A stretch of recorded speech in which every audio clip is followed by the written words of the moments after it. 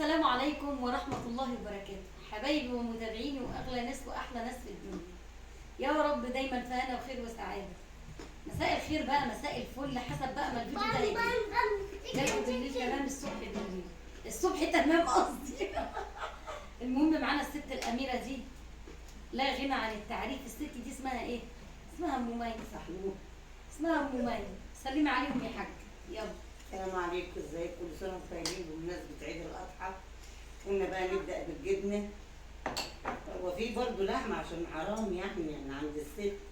وهنبدا بالشاي والعيش الشقق والقعده الحلوه، وانتم وحشيني، وكل سنه وانتم طيبين. بصوا يا جماعه، في الريف او في الفلاحين دايما كده بيبقى الوجبه الاساسيه عندهم بالليل بتبقى هي الطبيخ بقى. بيبقوا لما بيرجعوا من الغيط ويصلوا وكده بتبقى الوجبه الاساسيه هي بالليل بقى الطبيخ.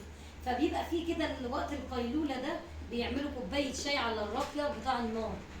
بس احنا مفيش البطيخ بقى والاناناس والحاجات دي، هم بقى بتبقى الاكلات بتاعتهم دي. بس مفيش راقيه نار دلوقتي. نعمل ايه؟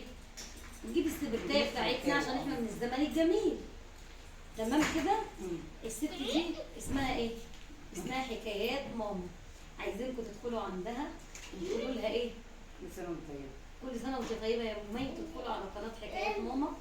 هسيب لكم اللينك عندي في تعليق كده مثبت، وتدخلوا وتتفرجوا عليها بقى. وايه؟ مفيش حاجه اسمها تدخلوا تقولوا لهم وتيجوا يعني تشرفوني. انت عملتي ايه بالمعلقه الصغيره؟ ما جايباها للشاي.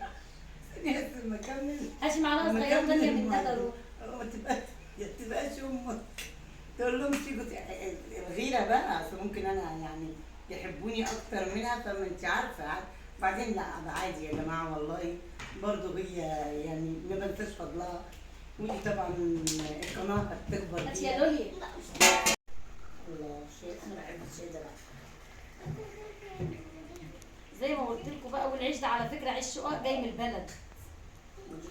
ودي كمان جبنه قديمه كده جايه من البلد، تحفه تحفه. دي كمان كل حاجه جايه من البلد. ودي كمان يا بنت جايه من البلد. فهتدخلوا قلبي يا ماما.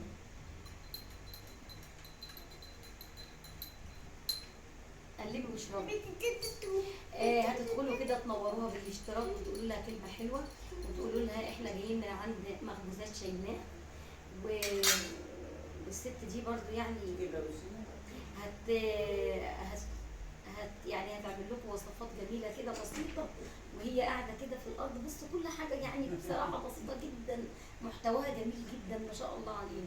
شكلك بتتريقوا. لا والله، لا المحتوى بتاعها جميل جدا ما شاء الله عليها. ربنا يا رب المحتوى. هي بتجيب كل الافكار من دماغها.